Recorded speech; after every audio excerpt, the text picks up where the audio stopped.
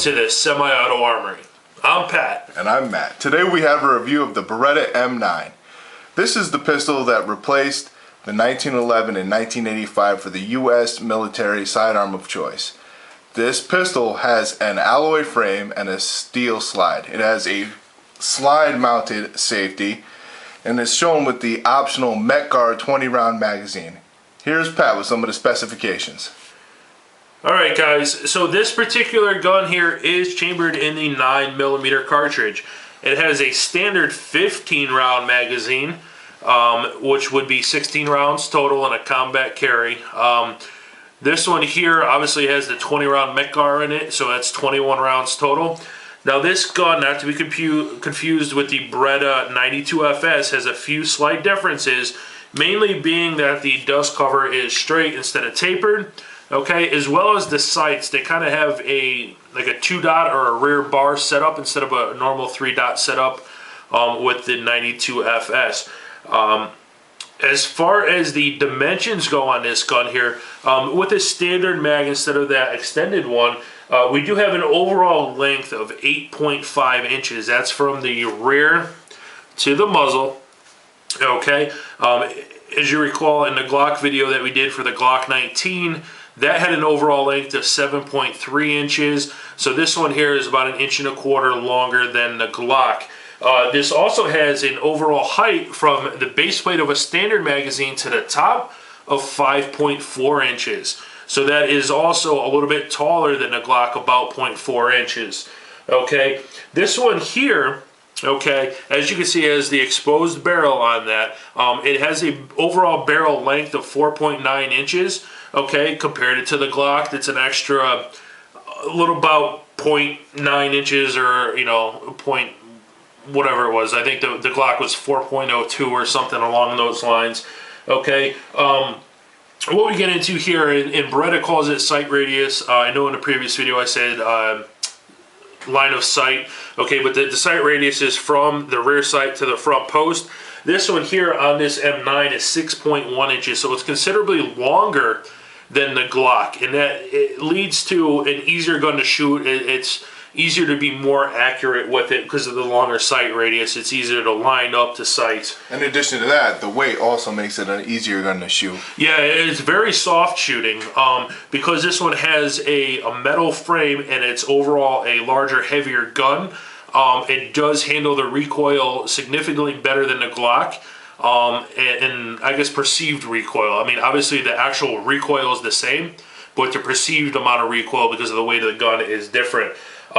This one here, we're going to get into a couple other specs with the weight and the width and everything else like that. So what I'm going to do is I'm going to actually have Matt take the gun. I want you to weigh it up, okay? And then we're going to weigh it with a full magazine and see what that is, okay? Okay, so what we have is the trusty scale out here. Now, according to Beretta's website, this particular model, the regular M9, this is not an M9A1, but the regular M9 is 33.3 ounces unloaded, and that's without any rounds in it. I believe it is with the magazine. So at this point, an unloaded Beretta is about as heavy as a 19 fully loaded. So what we're going to do is we're going to weigh this here with a full loadout of ammunition in it, and again it is the Spear 115 grain full metal jacket. So let's throw that on a scale, Matt.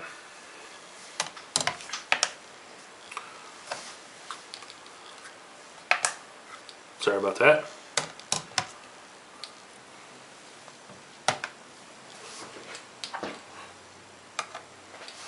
So with the standard loadout of 15 in the mag, 1 in the tube, we're looking at almost 39 ounces even.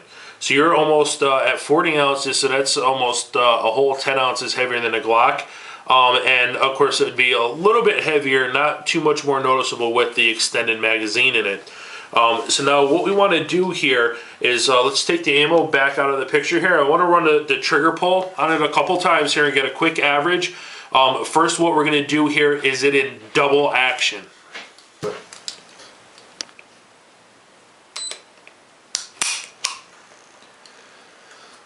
10.14. So about 10 pounds. That's, I think, right around where it should be for double action. What we're going to do right now is we're going to run the same thing here in single action mode. That's basically with the hammer cocked and the single action pull. So Matt's going to run about a half dozen of those. 5.25.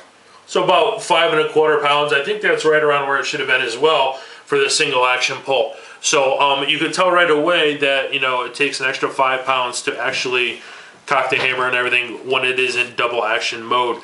So that is basically what's going on with that. Now what I'm going to do real quick here, okay, is I'm just going to kind of mic up the sides here to find out exactly what we have for width on this particular one here.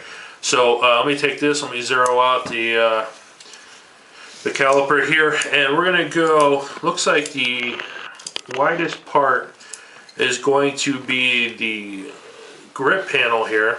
So about 1.3536 inches. So that is how, you know, wide it is at the actual grip. And let me take a look here. So we have a little bit more width at the slide mounted safety here. So what I'm going to do here is let me get this in. Okay.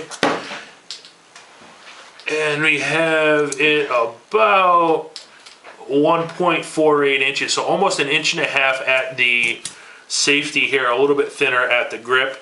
And I don't think there's any places on the gun that are any thicker than that. So we're looking good at that. So those are basically the dimensions and the specs here of the Beretta M9. Essentially everything is the same. It's a top pivoting trigger here. The mag release is basically in the same spot as everything else. It is ambidextrous on the safety, but not on the slide stop or slide release, depending on what you want to call it. As been said, it is, you know, a military sidearm.